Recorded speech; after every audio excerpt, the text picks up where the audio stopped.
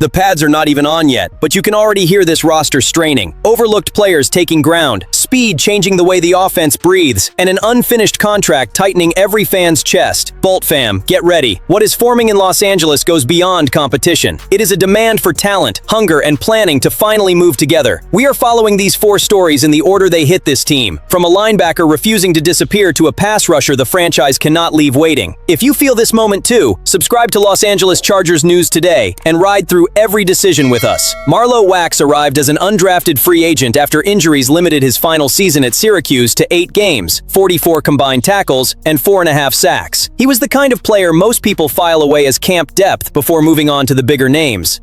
Wax barely touched the defense in 2025, but he played 73% of the special team snaps across all 17 games. That was not a decorative role. He earned Ryan Ficken's trust with his preparation, professionalism, and a hunger the coordinator believes is still growing. Ficken said Wax was already acting like a seasoned veteran midway through last season. When he adds that the linebacker wants more, I do not hear a routine compliment. I hear a door clicking open. Dion Henley and Denzel Perryman enter camp as the established starters. The room behind them is anything but settled. Troy Dye is going into the final year of his contract. Junior Colson is returning after a shoulder injury wiped out his entire 2025 season. Del'Shawn Phillips is fighting for a larger role too. That makes the 4th linebacker job a competition, not an inheritance. Chris O'Leary has to decide how much he values Dye's experience and how strongly he still believes in Colson's upside. Wax brings something a Jim Harbaugh-led staff respects at its core, work that has already created trust inside the building. Colson's return appears to squeeze Wax on the surface. Underneath that depth chart, the contract uncertainty across the room could make Wax matter in 2026 and well beyond it. I want to see what happens when the pads come on and contact stops being theoretical. Wax showed power, versatility, and functional athleticism in college. Special teams proved he can survive the speed and discipline of an NFL Sunday. Defense asks a different question. Can he diagnose, close space, and deliver with the same reliability when the assignment changes?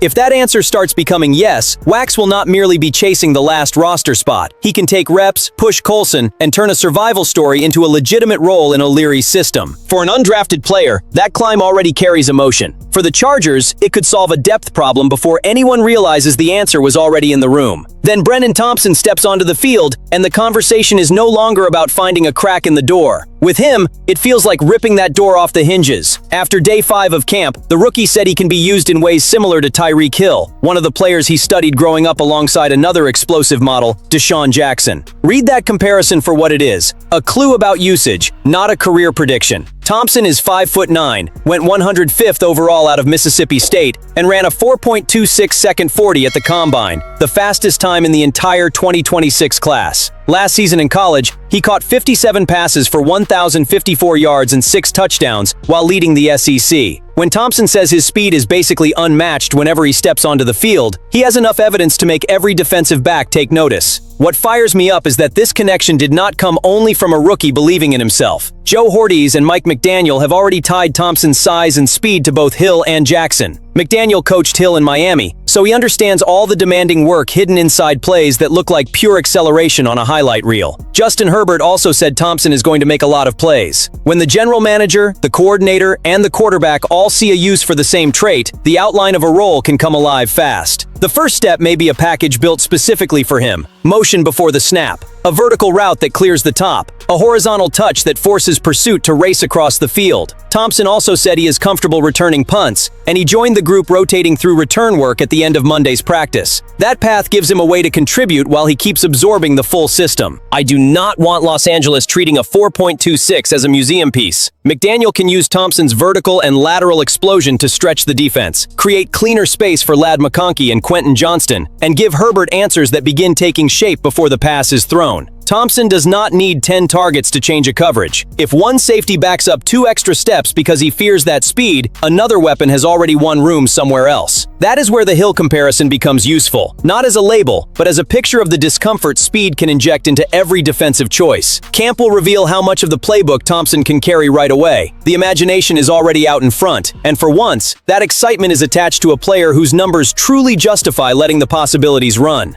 Thompson's speed is thrilling. The deeper change appears when all 11 players on offense begin accelerating together. Mike McDaniel's arrival is not a touch-up to the work Greg Roman left behind. It replaces the entire identity, an outside zone-based running game, quick timing throws, and the natural use of packages with 2 or 3 tight ends. The Chargers are diving into a West Coast offense that can finally keep Justin Herbert in constant motion, mentally and physically. Over the previous 2 seasons, there were Sundays when this offense looked like it was struggling to breathe. The passing answers stayed compressed toward the flat. Keenan Allen's ability to control possession carried too much of the structure. Every wave of pressure made the field feel smaller. Herbert never lacked arm strength. The offense lacked rhythm, variety, and the sense that the defense was being forced to react instead of dictating the terms. McDaniel is attacking that exact weakness in camp. He wants urgency from the huddle to the line of scrimmage, and he called that speed a supreme competitive advantage when it is executed correctly. That does not turn every possession into a no-huddle drill. It means arriving early, presenting the formation, studying the defense's response, and refusing to let the opponent own all the time between one call and the next.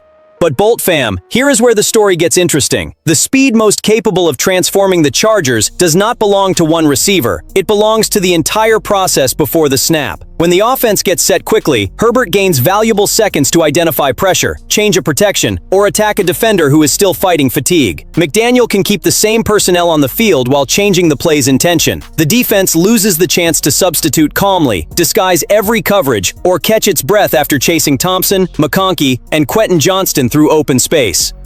Picture the sequence. Outside zone forces the defensive line to run laterally and hold its assignments while bodies move across the formation. Los Angeles gets back to the line before those linemen fully recover. A tight end shifts. The defense reveals who follows him. Herbert collects the information, and the ball comes out on the rhythm of a short route. Then, when the linebackers begin jumping forward to stop it, the offense attacks the space opening behind them. This is not speed for show. It is fatigue converted into a favorable read. 2 tight ends can still suggest a physical run without locking McDaniel into one. The same group can spread out or isolate a linebacker before the defense answers with new personnel. Getting set early gives Herbert time to find that mismatch. Tempo becomes control, not chaos.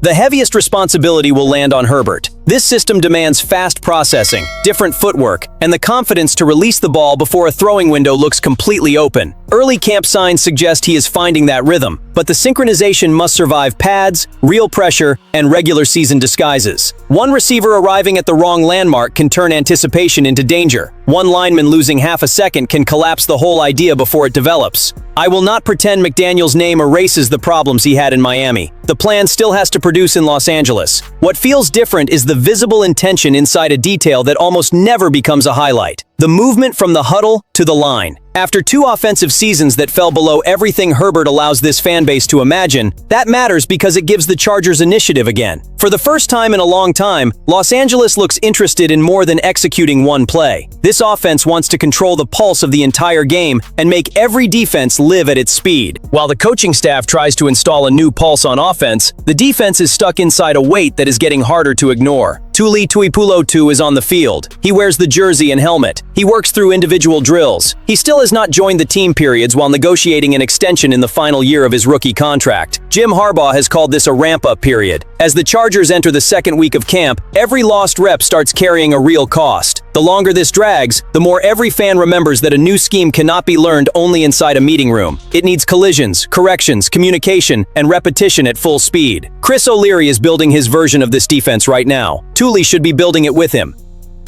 Tuipulotu earned the right to pursue a strong deal. After Joey Bosa's departure, he erupted in 2025 with 49 combined tackles, 13 sacks, and 20 tackles for loss in 16 games. Khalil Mack delivered a quieter season, and uncertainty continues to hang over Odafe Owe's future. Tuli was the player who stepped forward and carried himself like the primary pass rusher. The market explains some of the tension. Trey Hendrickson received 4 years and $112 million from Baltimore. Jalen Phillips landed 4 years and $120 million in Philadelphia. Tuli may not reach either number, but his value can reasonably climb above the 4-year $96 million deal Owe signed with Washington. Los Angeles has a little more than $41 million in cap space. Future decisions involving Joe Alt and Lad McConkey absolutely matter. They cannot become an excuse for delaying the player who has already delivered top-level pass rush production.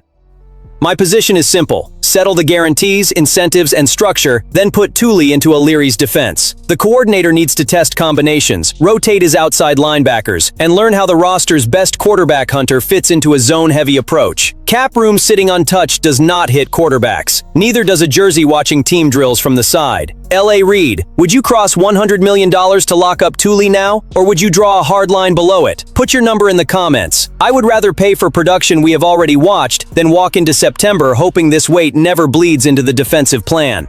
This camp is putting two forces face to face: the hunger of players fighting for space and the responsibility of decision-makers who have to choose. Wax wants a chance. Thompson makes the imagination accelerate. McDaniel wants the entire offense thinking at one speed. Tuli is demanding that the franchise answer production with commitment. That is how potential begins turning into consequence, not through speeches, but through roles, habits, and contracts. Bold fam, I need your opinion on this one. Which of these four stories will create the first visible change for the Chargers? Make your prediction, subscribe to Los Angeles Chargers News today, and come back tomorrow. The season has not started, but this team is already choosing what it wants to become.